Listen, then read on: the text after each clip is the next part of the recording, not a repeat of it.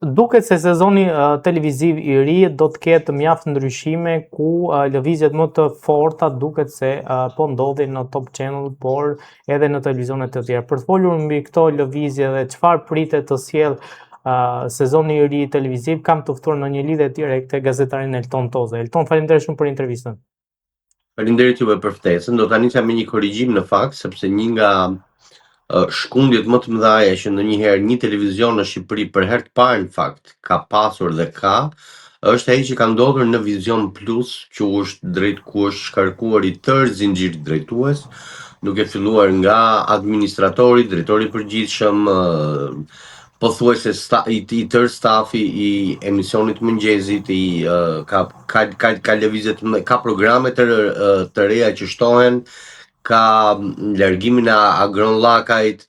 Domethënë, nëse ka një televizion që themi që në merkaton e verës është në pararoj, ai është Vision Plus. Gjithë këto ndryshime kanë ardhur si pasojë ndonjë, po themi, reforme që po bëhet në Vision Plus, apo nuk ka ndodhur asnjë gjë përveç se ka ndodhur ajo që duhet kishte ndodhur me kohë. Vision Plus ka vendosur të rikthehet në Ligën e Kampionëve, që do të thotë në vendet e para. Ishte krijuar një lloj apatie që jemi mirë këtu ku jemi në vend të tretë, as na prek njeri as prekim njeri. Ishte kthyer në një vend ku ishin ato programet përhershme, ato fytyrat përhershme prej mbi 10 vite. Un kam që në Vision që në 2003-2004 dhe që atëherë ishin po të njëjtit njerëz, kishte ardhur koha për një shkundje, për një fshirje plurash. Ishte kthyer në një vend pak a shumë apatik, le ta themi, domethënë ishte kthyer në një kafe lagje ku njerëzit rrinin, bënin thashë them edhe kaq, nuk është. Kështu që kishte nevojë për një shkundje, mua më bëhet unë gëzohem, madje që më në fund Visioni do rikthehet në shkëlqimin e tij. Dhe ka programe të reja, me sa di unë rikthehet Dancing with the Stars në Vision Plus, Ferma VIP, do të ketë Tusike Vales, Albanian's Got Talent. Domethënë ka disa programe të reja, patenta goxha të mëdha që vinë në Vision Plus këtë herë, dhe shpresoj që ta ngjisi patjetër spektaklin në një nivel tjetër. Ne kemi nevojë, ka ardhur koha që shqiptarët heqin dorë nga telenovelat, të kthehen në argëtim, na bëhet jeta pak më e bukur, sepse ngelëm duke parë vetëm drama turke dhe drama indiane, kështu që ka ardhur koha që të shohim festën shqiptare në shtëpinë tonë. Të njëjtën gjë po bën dhe Top Channel, po ndryshon, po rikonstruksion pak a shumë të tëra formatet kryesore. Në Big Brother shkon Alkita Vesiu, në përputhen është Heidi Balci, Selim Bollati, janë dy emra që po diskutohen. Autorësia është ende në pikpyetje se kush do ta bëj, me sa di unë edhe autorësia po ndryshohet.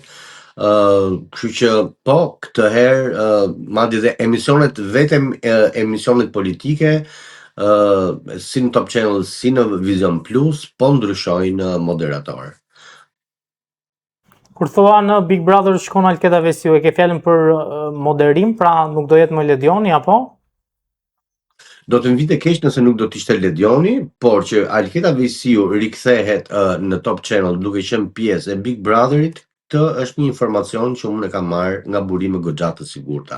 Se në rolin e opinionistes, se në rolin e mbase drejtueses apo autores, nuk e di, po shpresoj që të jetë burim i sakt, siç unë e di që është burim i sakt, sepse çdo burim ka qenë i sakt deri tani, dhe shpresoj shumë që po Alketa të rikthehet në Top Channel, sepse është një nga figurat kryesore të ekranit, një nga moderatorët më të mira që ka Shqipëria, dhe me atë pjesëmarrjen e saj vitin që kaloi në Big Brother, me opinionet e saj, ka qenë spektakolare.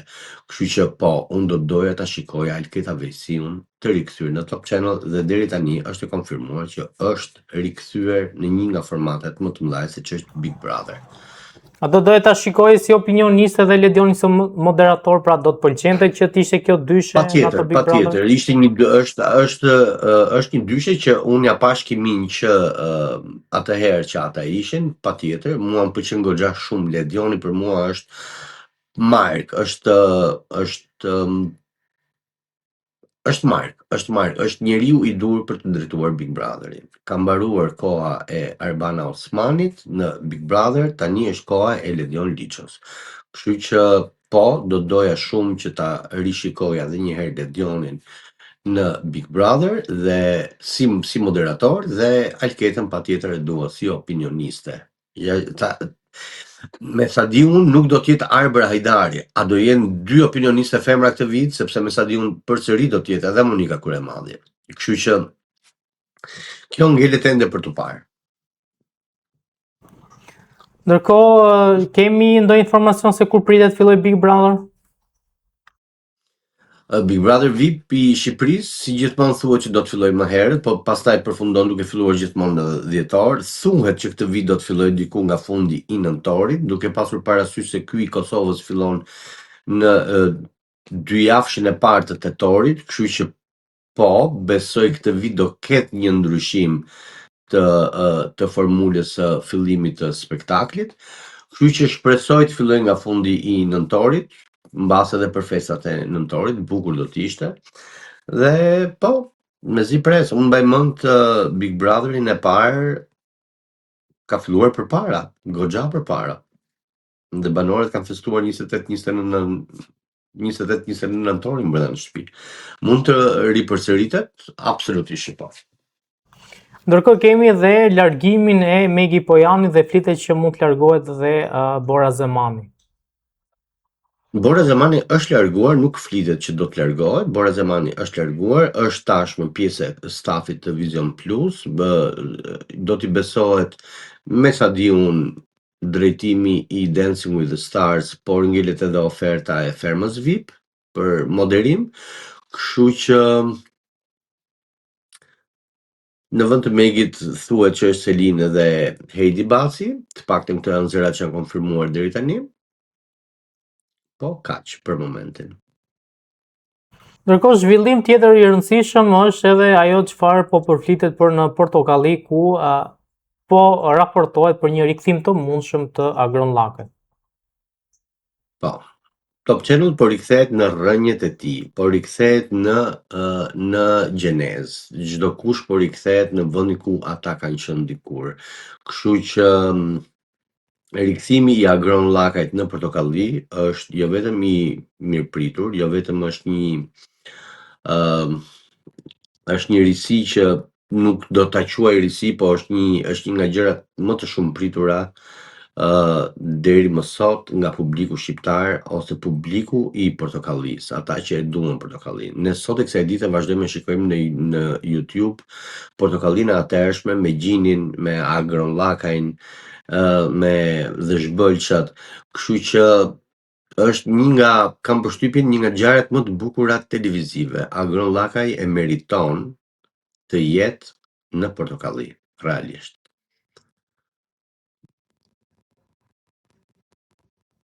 Ka pasur një reflektim të Neda Ballungut lidhur me gjithë situatën që ajo ka kaluar. Çfarë ju vu të re nga ky reflektim dhe mbi të gjitha çfarë donte të thoshte me atë reflektim? Po, unë e përkra Nedën vetëm për faktin që është femër dhe ja kuptoj dhe domethënë jam në krah të dhimbjes së saj sepse do jetë një nënë single tashmë. Po për pjesën tjetër është një show i shëmtuar që Neda na ka pasur që unë kanë qenë në Big Brother. Unë vazhdoj sot e kësaj dite më dalin në YouTube videot e së Nedës edhe Tom Grenit edhe nuk është se më bën ndonjë gjë përshtypje nga Neda se jam mësuar tashmë. Do t'ju pyes lidhur me Big Brother VIP Kosova, kemi ndonjë datë se kur mund filloj dhe kanë filluar të dalin emrat e parë që mund të jenë pjesë e këtij edicioni? Si çdo Big Brother qarkullojnë emra, lart të poshtë. Deri tani emrat që kanë qarkulluar nuk janë të vërtetë, nuk janë ata emra që përfliten. Zakonisht janë këto emra që vetë personazhet i hedhin vetë në treg për të qendër të vëmendjes. Big Brother VIP Kosova fillon, besoj, është duke u përgatitur shtëpi e re, këtë herë do të jetë krejt ndryshe. Thuhet se do të ketë 2 shtëpi paralele për herë të parë në Big Brother VIP Kosova, është ajo që është bërë shpesh herë në Grande Fratello. Mos harrim që Big Brother VIP Kosova ka qenë i afiliuar me Grande Fratello në Itali, kështu që kam pasur edhe shkëmbim lojtarësh, kështu që kam përshtypjen që do të ketë një ridimensionim të Big Brother VIP Kosovës pas suksesit që pati vitin që kaloi, sepse realisht ka pasur sukses të jashtëzakonshëm. Kështu që pritet të filloj 2 javëshin e parë të tetorit, bëhet fjalë për datën 2 tetor ose për fundjavën e fundit të javës së dytë, fundjavën e javës së dytë, kështu që pres që shtëpia të jetë spektakolare, të paktën siç kam marrë informacionet nga ata që janë pjesë e Klan Kosovës, pres që të ketë banorët janë spektakolar, pritet një ndryshim në stafin e opinionistëve, deri tani të konfirmuar ose ata që përfliten më shumë janë Valdrin Sahiti dhe Adelina Ismaili. Është një nga dyshet më të bukura të mundshme që një Big Brother mund të ketë për sa i përket opinioneve. Kështu që uroj dhe shpresoj që Big Brother VIP Kosova të jetë po aq spektakolar sa që ishte viti që kaloi. Elton, faleminderit shumë për intervistën, ishte kënaqësi. Faleminderit juve.